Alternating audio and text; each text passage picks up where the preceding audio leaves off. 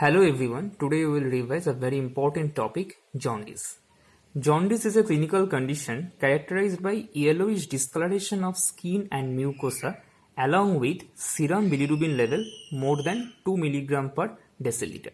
We all know serum bilirubin normal value is less than 1 mg. When it will exceed 1 mg but less than 2 mg, it's called latent jaundice or biochemical jaundice, and when it reaches 2 mg, it's called clinical jaundice.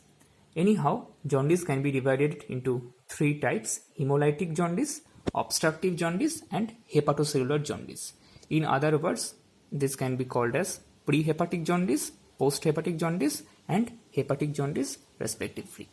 First, hemolytic jaundice is caused due to excessive hemolysis due to any etiology, and this excessive hemolysis will cause bilirubin in much greater quantities that liver cannot handle.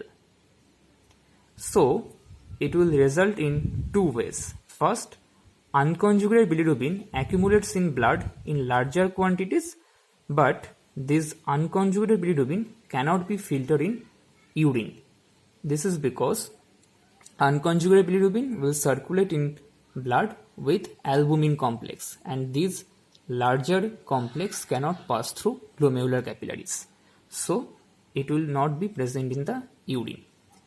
And in another way, the hepatic output of conjugated bilirubin into intestine is higher than normal, so there will be urobilinogen in urine and stercobilinogen in stool, but in higher than normal value.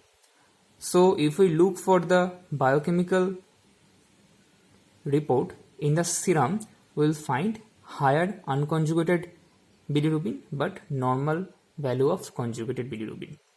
In urine, urobilinogen will be higher than normal but bilirubin will be totally absent. And due to this excessive urobilinogen in urine, urine will be deep yellow on stay, because urobilinogen is normally colorless, but on exposure to air due to oxidation, it imparts yellow tinge. Similarly, stool, which contains higher than normal stercobilinogen level, it will also impart dark yellow or brown color on exposure to air. If we look for the liver enzymes, AST or ALT will be normal and ALP will be also normal. Next, obstructive jaundice. As the name suggests, there is an obstruction in the common hepatic duct or common bile duct, and it causes jaundice. So due to this obstruction in the common hepatic duct or common bile duct, conjugated bilirubin will be produced in the liver, but it cannot pass into gut and backflows in the blood.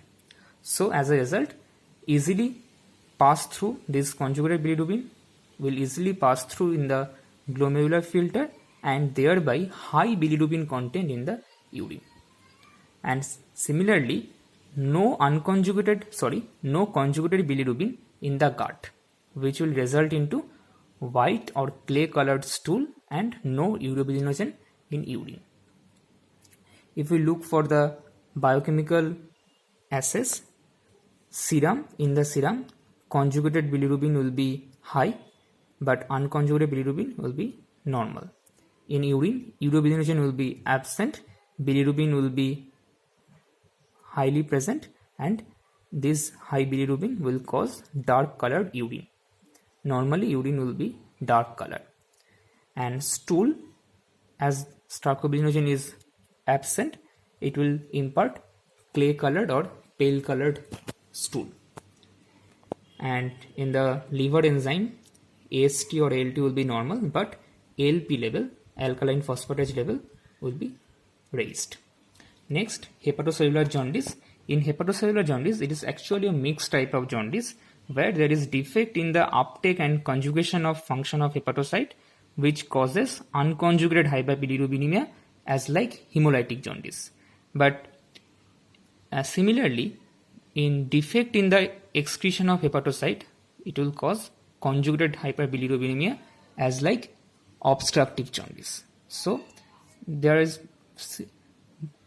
both types of feature in the hepatocellular jaundice, and Also in the biochemical report we will find serum conjugated or unconjugated bilirubin will be raised. Urine urobilinogen level will be less, but bilirubin will be present, which will impart dark urine color. In the stool, stercobilinogen will be reduced, which will cause